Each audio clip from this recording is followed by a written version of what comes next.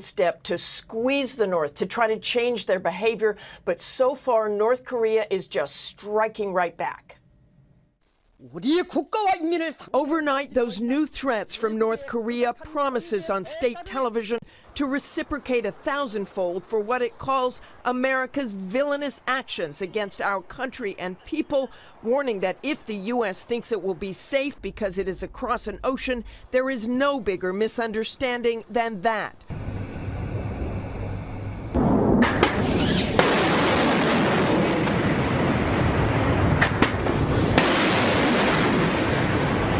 Let me begin with this. Sanctions worked against Iran. In other cases, they do not work. Will they work against North Korea? And what circumstances will allow them to work? I think it's unlikely, Charlie, that the sanctions will ultimately work, meaning that they would convince the North Koreans to give up their nuclear weapons. I would say, however, this was a victory for the Trump administration to see these sanctions, to convince China and Russia to join. But the North Koreans prize above all else the possession of these nuclear weapons. They're testing ballistic missiles. They're modernizing the weapons. And for us, for the Americans, the real danger is that within a couple of years, they could have the capacity to have a nuclear weapon that could reach the western part of the United States. I think the Trump administration has said quite rightly that is an unacceptable threat. So I think what we're likely to see is a continuing ratcheting up of these sanctions by the U.S. in the future. Well, will they work in the end? I'm afraid I don't think they will, because I don't think China will join them. No. China has the most leverage here. They provide most of the energy and most of the food. They, of course, just to the north of North Korea. And this was significant. They joined the sanctions. Significant today that in Manila, the Chinese foreign minister was so tough on the North Koreans. But ultimately, the Chinese don't want to see very tough sanctions and pressure on North Korea because they don't want to see the regime collapse. They don't want to see refugees go into China. They don't want to see the Korean Peninsula unified by the South Korean government, aligned with the United States, because that would be a victory strategically for this long-running competition between China and the United States in Asia. At a regional summit in the Philippines, Secretary of State Rex Tillerson offered to negotiate if the North stops testing missiles and halts its nuclear weapons program. He spoke after the UN Security Council unanimously approved the sanctions. North Korea said in a statement overnight, quote, "We will pursue our ambitions to maintain supremacy of nuclear power forever by launching intercontinental ballistic missiles. We won't stop for anyone, no matter what they say." Juliana Goldman is at the State Department. Juliana, good morning. Good morning. The world's top diplomats are putting on a full-court press to make sure these latest sanctions against North Korea are actually carried out. Secretary of State Rex Tillerson is leaving the door open to negotiating with North Korea, but as far as a time frame, he says we'll know it when we see it. That would be the first and strongest signal they could send to us, is just stop these missile launches. At a Monday press conference, Secretary of State Rex Tillerson said North Korea must stop their missile launches for an extended period. This is not give me 30 days and we're ready to talk. It's not quite that simple.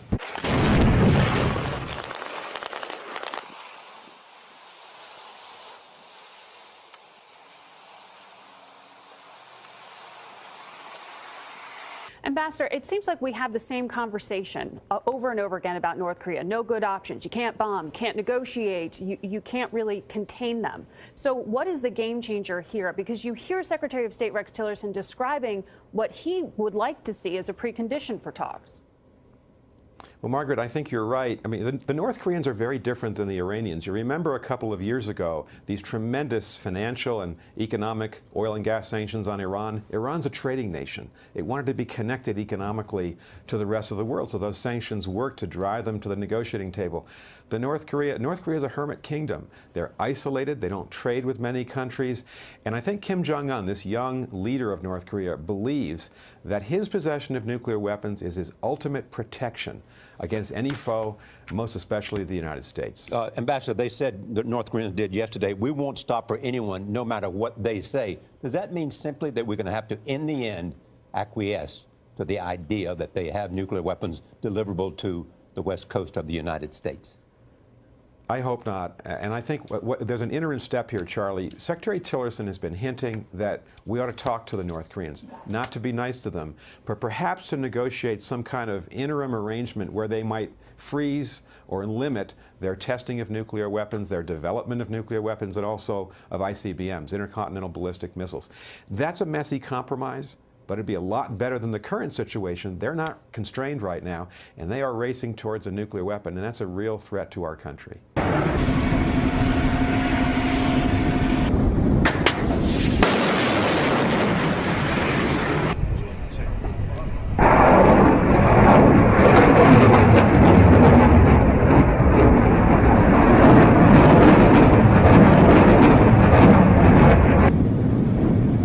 The sanctions were approved unanimously on Saturday by the United Nations Security Council and included the support of Russia and China. The UN estimates it could slash the North's export revenue by a third after imposing a ban on exports of coal, iron, lead, and seafood.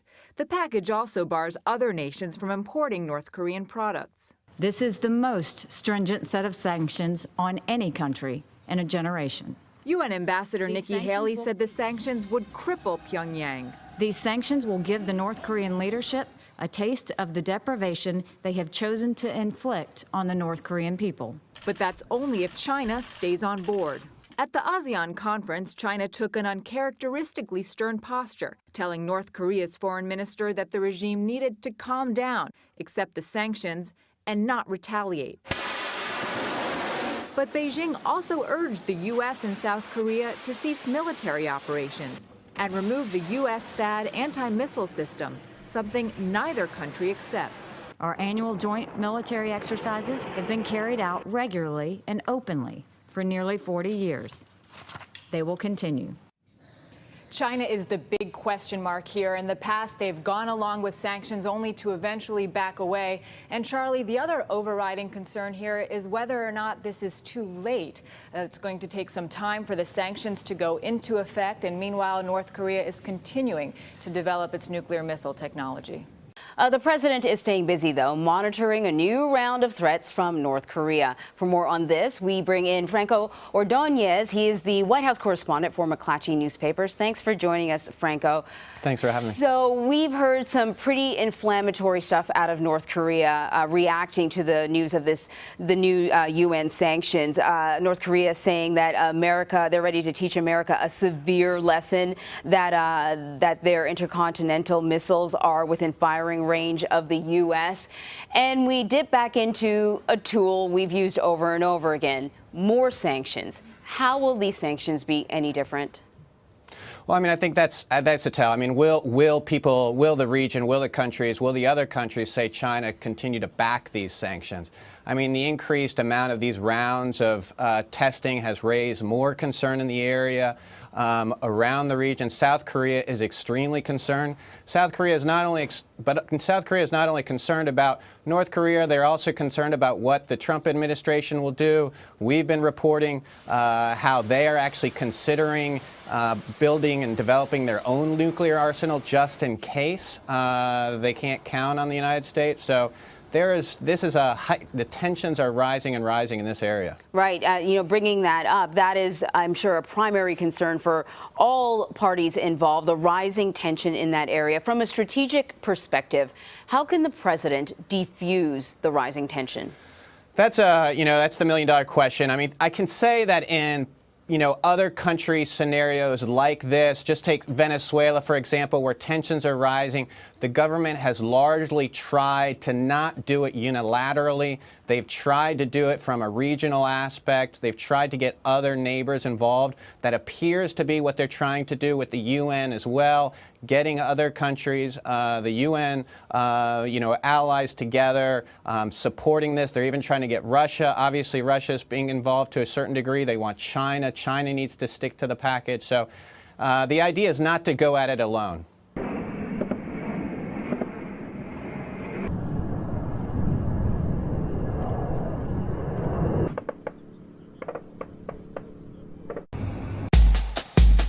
All right, let's get first to our top story this hour, fresh provocations from North Korea. The North is now vowing to boost its nuclear arsenal and launch, quote, thousands-fold revenge against the U.S. after the United Nations Council unanimously approved crippling new sanctions to punish the country over its recent missile launches.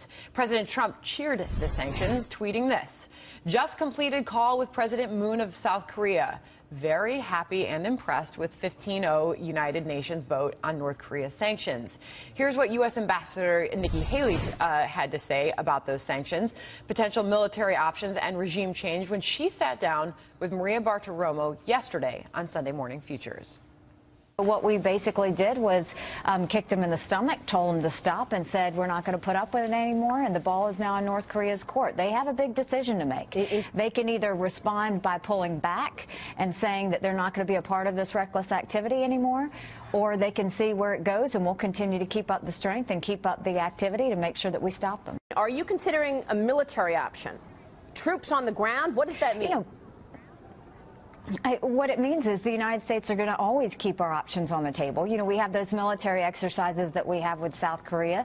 Those have been happening for 40 years. They're very transparent, but they're also meant to defend our allies and to make sure that North Korea knows that we're going to be continuing those exercises. That's not going to stop. What will happen is North Korea has the opportunity to do the right thing, and by stopping this reckless behavior, we will now see. But the United States will respond based on North Korea's actions. We hope that they don't do anything further. We hope that they stop this reckless activity. We hope we don't have to do anything. But all options have always been on the table.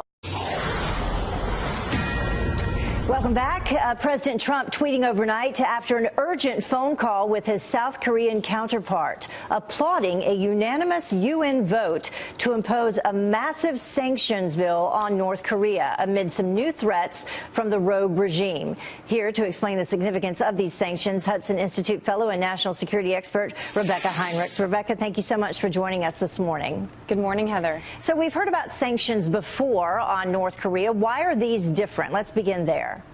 Well, first of all, you know, there's this myth that there was nothing else to sanction in North Korea, and Nikki Haley and President Trump and Rex Tillerson, our Secretary of State, proved that wrong. This is a major foreign policy accomplishment for the Trump administration because these are massive, sweeping sanctions, and that we got everybody on board at the UN Security Council is a big deal. So this is going to really squeeze the North Korean regime about as much up to a third of their export revenues that they make. Now, the key now, though, is to see if China is actually going to enforce these sanctions and if China isn't going to look for other opportunities to make up for the revenue loss for the North Koreans. We'll talk a little bit more about China, but let's take a look specifically at the sanctions, which have been approved, as we mentioned, 15-0 unanimously across the board.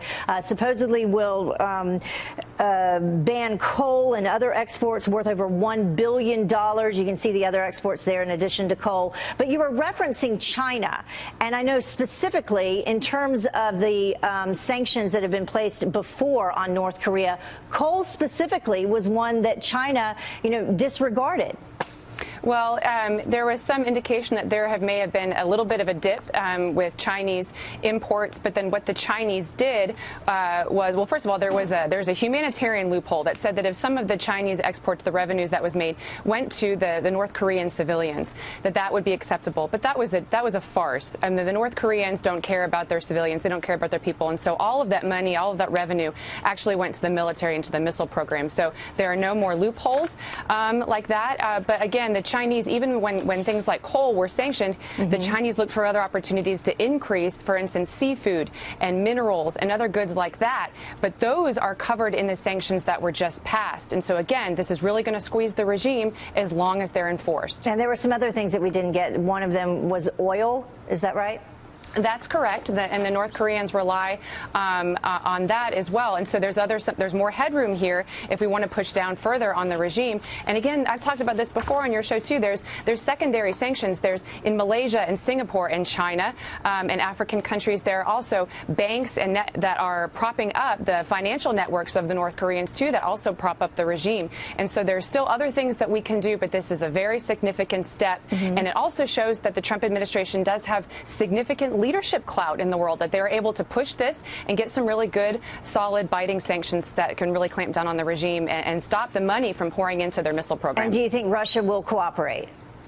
I think so. I mean, you know, President Trump sort of has this reputation of being unpredictable. People aren't really sure. And I think you have the Russians and the Chinese who are now looking at this president and saying, he's serious about this North Korean regime, and we better get on board because we don't know what he's going to do, because the American government will not allow the North Koreans to threaten the American people with a nuclear-capable ballistic missile. And that is something that they've demonstrated that they likely have the capability to do now. Now we have to get it under control. We'll see if they cooperate this time. Let me ask you about regime change. Is there an effort underway to launch a coup with the generals in North Korea, to have the generals take over? The United States is not pushing for regime change. We never have been. What we've said is stop the activity. Our goal is to make North Korea become secure. We want to see a peaceful and secure North Korea. We want to see the region secure. We want to see the Korean Peninsula secure. But we've never pushed for regime change. First of all, Congressman, I want to get your response to Nikki Haley. All options are on the table. Well, they always need to be on the table, but the Trump administration deserves a lot of credit. To post up a 15-0 Security Council vote is very important. The key to this obviously resides with China. I was in South Korea meeting with local officials there, talking to our partners in Japan as well. And if North Korea continues to be able to access the Chinese market through the black market, then it won't make the fundamental difference in change. It's a very difficult border there on the northern part of North Korea. But that's up to the Chinese, but for them to vote in favor of this, I think, was a very positive sign. So to ask the question about whether or not China will strictly implement the UN resolution, your answer would be? Well, again, when you look at that long border there on that map, you're going to see that there's a lot of black market trading that is going on. So if you're really trying to cripple them, but we also have to have the military imperative, and that's where we do have a great relationship with South Korea, with Japan. But we also, again, need China to weigh in and make sure that this leader knows that he has no options but to communicate and try to work something out rather than military. You're giving the president a lot of credit for his efforts here. How is that playing over with his base politically? I think there's so many different things to be looking at right now that it's hard to say. I think his base is excited by everything that he's doing. And I think the strength that they're showing here is something it's also that people are really, really standing behind. I think there's a lot of concern about North Korea.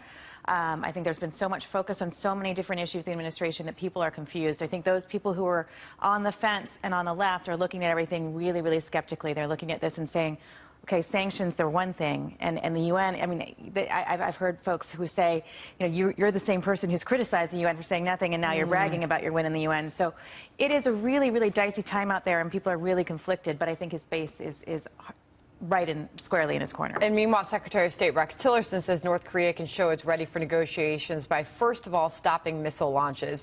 So what do you make of Tillerson offering these preconditions for talks with the North, Kirsten? Well, I mean, obviously, this is a great chance, I think, too, for Secretary of State Tillerson to finally come into his limelight here, because he has not necessarily been able to exercise some of the leadership of former Secretary of States because of all of the other, you know, the different dynamics within the White House. And the different centers of power, you know, so this is an opportunity for him to come out very strong.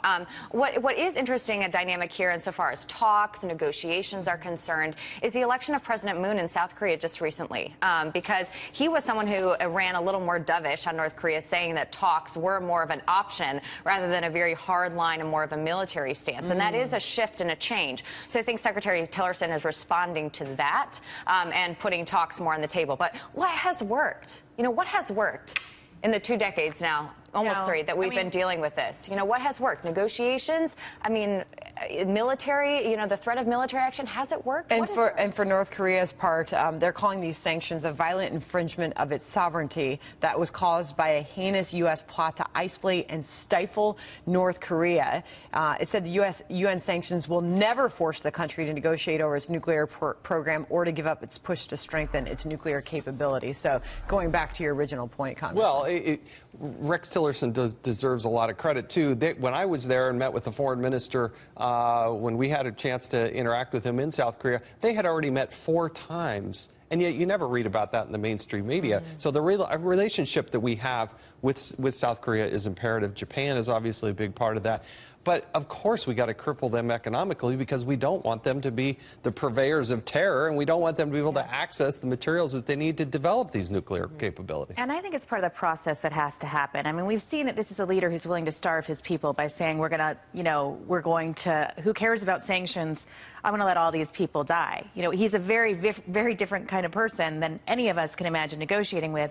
But I think it's part of the process that we need to go through, because if we just went straight to something more aggressive, that's really dangerous as well. So And think of how overcommitted our forces already are. And we still haven't heard from General Mattis and some of the other generals on our strategy moving forward in Afghanistan, where we're, very overstretched, at this point, and we can't keep troops there forever, right? Everyone agrees on that, no matter how much we want to see that country stable and strong in the region, right? So really have to balance our military commitments around the world, and a lot of President Trump's base, as you mentioned, Lee, so rightly, that his base will be in his corner no matter what. But they were very much for the fact that we don't need to be the global policeman. We need to focus on things at home. So it'll be really interesting to see how this moves forward. The United States of America has given everything from Dennis Rodman to the fullest extent of our military. Our The majority of the United States Navy is in the Pacific, and there's a reason for that. And Admiral Harris, there in Hawaii, understands that at a moment's notice, they may have to spring into action. That's why we have so many assets and so many capabilities and new bases and new opportunities. We have missile defense in Guam. We have it there in South Korea. We have new runways that are in South Korea. We have done a lot to prepare for a moment that we hope never, ever comes. Yeah, because North says it will take, quote, action of justice, but not elaborating on that leaves a lot of room for questions.